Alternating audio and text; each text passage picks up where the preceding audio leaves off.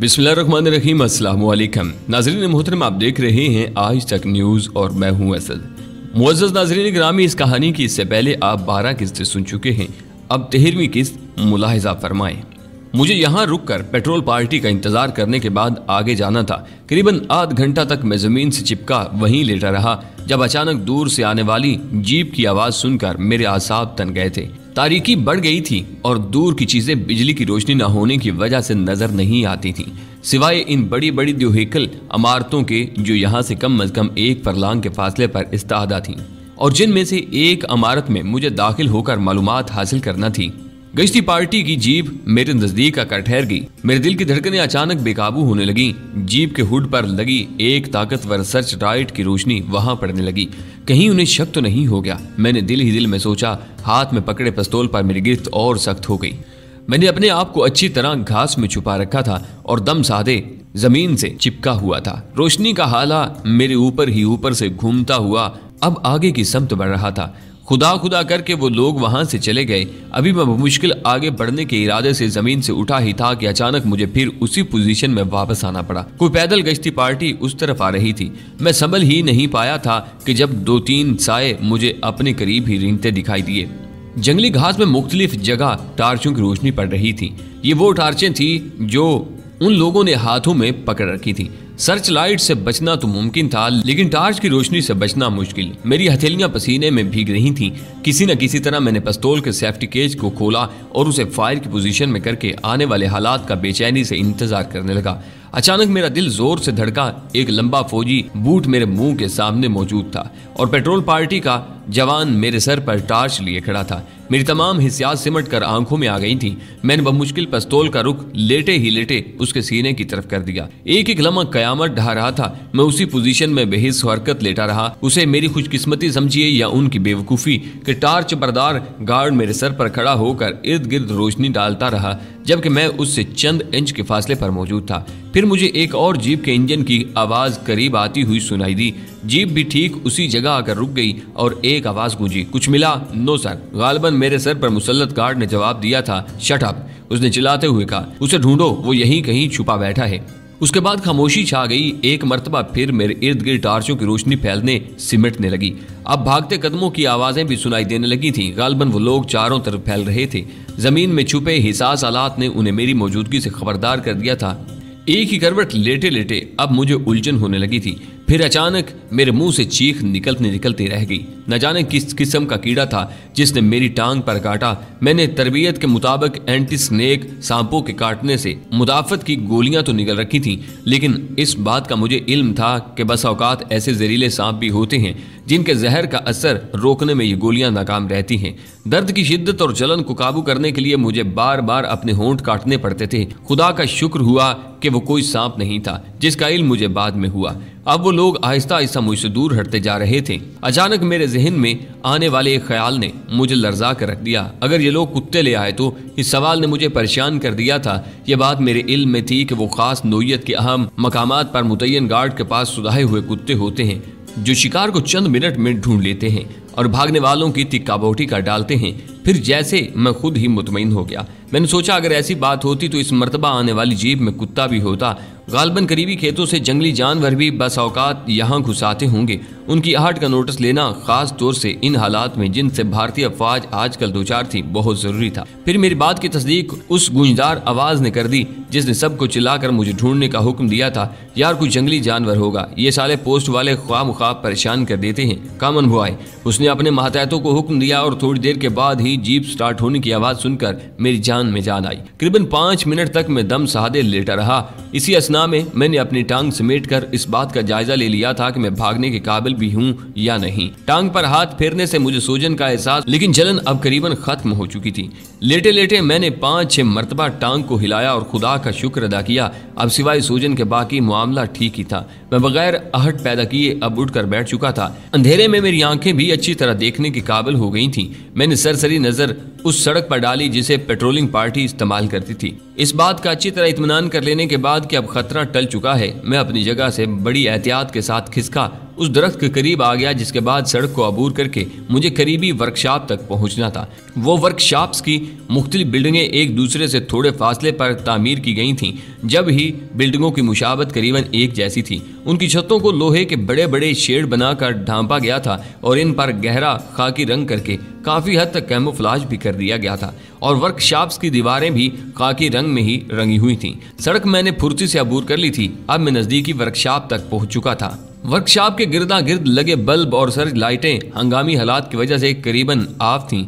सिर्फ एक दो बल्ब कहीं कहीं जलते नजर आ रहे थे। रात के वक्त हवाई अड्डे की वर्कशॉपें अमूमन बंद हो जाती हैं, लेकिन इमरजेंसी के दौरान कुछ भी मुमकिन था।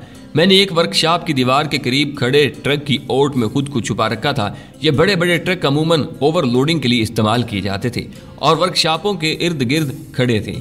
अब मेरा रुख नजदीकी वर्कशॉप के टॉयलेट की तरफ था। टॉयलेट में अंधेरा था, सिर्फ एक बाहर का महदूद रोशनी वाला बल्ब रोशन था। मैं बड़ी फुर्ती से ट्रक की ओट से निकला और टॉयलेट में जा घुसा। करीबन 3-4 मिनट के बाद ही मेरे जिस्म से बंधे प्लास्टिक के मजबूत थैले में रखी इंडियन एयरफोर्स पुलिस की वर्दी मेरे पहले से पहने हुए लिबास पर मुंतकिल हो चुकी थी। प्लास्टिक का थैला फ्लश के बाहर रखे कूड़ा क्रिकेट के ड्रम में गायब हो चुका था। हवाई अड्डे का तंजीमी ढांचा गो के खासा मुनज़्ज़म होता है, लेकिन बहुत बड़ी तंजीम होने की वजह से लाख हिफाजती इक़दामात के बावजूद इसमें भी कहीं न कहीं कोई इस्तादा खला रह जाता है, जहां एक ज़हीन जासूस इसमें दाखिल होने का रास्ता ढूंढ लेता है। मुझे इल्म था कि यहाँ सिक्योरिटी गार्ड की अपनी अपनी हदूद मुतय्यन है और हर ग्रुप के ज़िम्मे अलग अलग फ़राइज़ हैं। अमूमन वर्कशॉपों वगैरह के गिर्द पहरे का कोई ख़ास इंतज़ाम नहीं होता। हालत जंग की अलबत्ता और बात थी, क्योंकि इस वक्त कमांडोज के मुमकिन हमले के पेश नज़र चप्पे चप्पे पर मुसल्ला गार्ड मौजूद रहते हैं। मेरी हासिल करदा इतलात के मुताबिक किसी वर्कशॉप के गिर्द अव्वल तो कोई सिक्योरिटी गार्ड मुकर्रर ही नहीं था। अगर एक आध हुआ भी तो मुझे उसकी परवाह नहीं थी। मैंने अपनी पीकैप खासी झुका रखी थी। पहली नज़र में मेरी शिनाख्त मुमकिन नहीं रही थी। मैं दिल ही दिल में अल्लाह ताला से दुआ मांग रहा था कि शाम से छाए गहरे बादल अब बरस जाएं। कभी कभी 2-4 बूंदें टपकती और सिलसिला बंद हो जाता। अब तो जैसे मुझे यकीन हो चला था कि बारिश नहीं होगी। मैं बज़ाहिर लापरवाह सा टहलता हुआ वर्कशॉप के दरवाजे की तरफ जा रहा था, जब अचानक मेरे नीचे की सांस नीचे और ऊपर की सांस ऊपर रह गई। चंद गज के फासले से एक दूसरी वर्कशॉप की ओर से अचानक एक सिक्योरिटी गार्ड निकलकर मेरी तरफ आ रहा था। मैंने हिफ्ज़े मातकद्दम के तौर पर अचानक कदरे टेढ़े होकर चलना शुरू कर दिया था। जैसे जैसे वो मेरे करीब आता जा रहा था, मेरे जिस्म में बिजलियां दौड़ने लगी थीं। मेरी ख्वाहिश थी कि वो मुझसे बगैर गुफ्तगू की आगे निकल जाए, लेकिन बज़ाहिर ऐसा मुमकिन दिखाई नहीं देता था। उसे मुझसे चंद फुट की दूरी से पुकारा, शेखर। शायद यहाँ किसी शेखर की ड्यूटी थी। इसी असना में मेरे जहन ने एक तजवीज़ सोच रखी थी। अभी उसके मुंह से बामुश्किल शेखर ही निकला था जब मैंने उसके मुखालफ समत मुंह करके आहिस्ता आहिस्ता खांसना शुरू कर दिया। खांसते खांसते मैं आहिस्ता आहिस्ता नीचे को झुकता जा रहा था। आने वाला शायद मेरी खैरियत दरियाफ्त करने के लिए तेजी से मेरी तरफ आया। उसे अपने करीब महसूस करते ही मैंने फुर्ती से रुख बदला। मेरा जोरदार घुटना उसके पेट के निचले हिस्से पर और जोरदार हाथ उसकी कनपटी पर एक साथ लगे थे। आदमी कमजोर दिल का दिखाई देता था। बेचारों को मुंह से आवाज निकालने की मोहलत भी नसीब न हुई।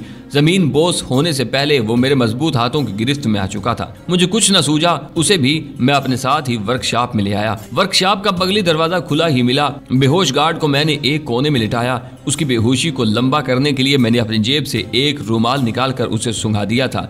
अब 3-4 घंटे से पहले उसके खुद ब खुद होश में आने के इम्कान खत्म हो चुके थे। कोई और उसे जगा देता तो ये अलग बात थी। अंदर हल्की रोशनी के 1-2 बल्ब जल रहे थे। मेरी तवक्का के ऐन मुताबिक वर्कशॉप में एक जहाज के इंजन के मखसूस हिस्से मुरम्मत या ओवरहालिंग के लिए एक ट्रेलर पर रखे थे पढ़ाए। दर्द से मेरा बुरा हाल था, लेकिन किसी न किसी तरह घसीटते हुए मैंने खतरे की पहली हद यानी सड़क अबूर कर ली। सड़क से तारों की पहली बाड़ तक का फासला मैंने करीबन कोहनियों के बल ही तय किया था। वापसी का सफर किसी अजाब से कम नहीं था। मैंने एक मरतबा फिर लोहे की खारदार तारों में से रास्ता बनाया और फासला जो मुझे अपनी तरबियत के मुताबिक 3 या 4 मिनट में अबूर कर जाना चाहिए था, वो सदियों पर मुहित नजर आने लगा। खुदा खुदा करके करीबन आध घंटे बाद किसी न किसी तरह गिरता पड़ता मैं उस खेत तक पहुंच गया जहां मुझे कपड़ों से निजात हासिल करना थी। मेरी सांस बुरी तरह फूलने लगी थी। सारा जिस्म पसीने से नहा गया था। मौत का खौफ था या मेरी कुव्वत इरादी के दर्द का एहसास अब आहिस्ता आहिस्ता खत्म हो रहा था। हंगामी जरूरत के तहत अपने पास पहले से मौजूद एस्प्रिन की 2 गोलियां निगलने के बाद अब कदरे अफाका महसूस होने लगा था। बारिश थम चुकी थी। मैं लंगड़ाता हुआ खेत से बाहर निकला और अपने मुकर्रर रास्ते पर चलने लगा। मुझे सुबह होने से पहले पहले यहाँ से बहुत दूर चले जाना था। सुबह जब सूरज की पहली किरण ने तारीकियों के छट जाने का मसदा सुनाया तो मैंने अंदाजे के मुताबिक अपनी खस्ताहाली के बावजूद कम से कम 10 मील का फासला तय कर लिया था। मैं महफूज तो हो चुका था, लेकिन टांग की बुरी हालत थी। सूजन बढ़ती जा रही थी। मुझे जल्द अज जल्द किसी डॉक्टर तक पहुंचना था। एक लारी में मुश्किल में लुधियाना पहुंचा। दौरान सफर मैंने जबरदस्ती अपने आप को नॉर्मल रखा। लुधियाना अड्डे की बजाय शहर से बाहर उतर गया था। अब मेरा रुख एक मकामी डॉक्टर की दुकान की तरफ था जिससे मेरा तारुफ प्रकाश ने करवाया था। डॉक्टर साहब अभी क्लिनिक जाने की तैयारी कर रहे थे जब मैं उनसे टकरा गया। उन्होंने मुझे पहचानते हुए खसूसी तवज्जा और कमाल मेहरबानी से मुझे देखा। कमाल है, सूजन इतनी ज्यादा कैसे हो गई? शायद किसी ठुए ने काटा है। उन्होंने मेरी सूजी हुई टांग पर उंगलियां बजाते हुए कहा, जनाब असल में कल रात एक जगह पेशाब करते हुए किसी कीड़े ने काट लिया था। उस वक्त तो कुछ महसूस न हुआ, अब सुबह से दर्द होने लगा है। मैंने सफाई पेश की तो यूं कहो ना, बेहतियाती की वजह से ये हालत हुई है। उन्होंने मुझे 2 इंजेक्शन लगाए। टांग पर मामूली सी नश्तरजनी के बाद पट्टी बांध दी। दवाइयों की एक फहरिस्त लिखकर मुझे थमा दी और फीस लेकर चलता बना। एक रिक्शे में पहले मैं स्टेशन पहुंचा जहां एक लाकर में अपनी जरूरी अशिया महफूज की और दोबारा रिक्शा के जरिए प्रकाश के पास जा पहुंचा। मेरी हालत देखकर वो घबरा गया। क्या हुआ क्या हुआ? उसने बेचैनी से पूछा। पहले ये लाओ फिर दूसरी बात करना। मैंने दवाइयों का नुस्खा उसे थमा दिया। प्रकाश अगली बात करने से पहले भागा भागा बाहर गया। उसकी वापसी चंद मिनट के बाद ही हो गई थी। इसी असना में उसे मैंने मुतमईन करने के लिए एक शानदार कहानी घड़ ली थी। प्रकाश मुतमईन हो गया। मैंने उससे दरख्वास्त की कि वो घर में किसी को इस हादसे की इत्तला न दे। मैं उन्हें ख्वामुखा परेशान नहीं करना चाहता था। प्रकाश ने मेरी दरख्वास्त उस शर्त पर मान ली कि मैं कम से कम 1 महीना कहीं नहीं जाऊंगा। बड़ी कड़ी शर्त लगाई थी उसने। 3 दिन मैंने बीमारी की हालत में गुजारे। टांग की सूजन ने बुखार की कैफियत पैदा कर दी थी। फिर बुखार शिद्दत इख्तियार करने लगा, लेकिन मैंने बड़े जबर से अपनी हालत को प्रकाश के सामने बज़ाहिर नॉर्मल बनाए रखा। मुझे तशवीश थी कि वो घबरा कर कहीं बाबूजी को इत्तला न कर दे। तीसरे दिन मेरी हालत खासी संभल गई। अब मुझे चलने में कोई दिक्कत नहीं होती थी। सेहतयाब होते ही मैंने सबसे पहले अपने माल की फिक्र की और उसे महफूज हाथों के जरिए अपने मुल्क में पहुंचा दिया। 5वें रोज जब मैं अच्छी तरह चलने के काबिल हो गया तो मैंने राय कोट को रखते सफर बांधा। प्रकाश काम की ज्यादती की वजह से लुधियाना ही में रह गया था। हफ्ते का दिन था। मैंने सोचा अगले रोज छुट्टी है, पूनम से भी मुलाकात रहेगी। मेरा इरादा इस मरतबा स्वामी जी को चेक करने का था कि आखिर ये महात्मा है क्या भला। बाबूजी से नक्सलबाड़ियों के रवाबत भी मद्देनजर थे, क्योंकि जेर जमीन चलने वाली तहरीकें किसी मुल्क की सियासत में क्या किरदार अदा करती हैं, मुझे इसका बखूबी अंदाजा था। जाती तौर पर मुझे खुद भी ख्वाहिश रही थी कि मैं उन लोगों को करीब से काम करते हुए देखूं जो एक लंबे अरसे से अपने मकासद के हसूल के लिए जद्दोजहद कर रहे हैं।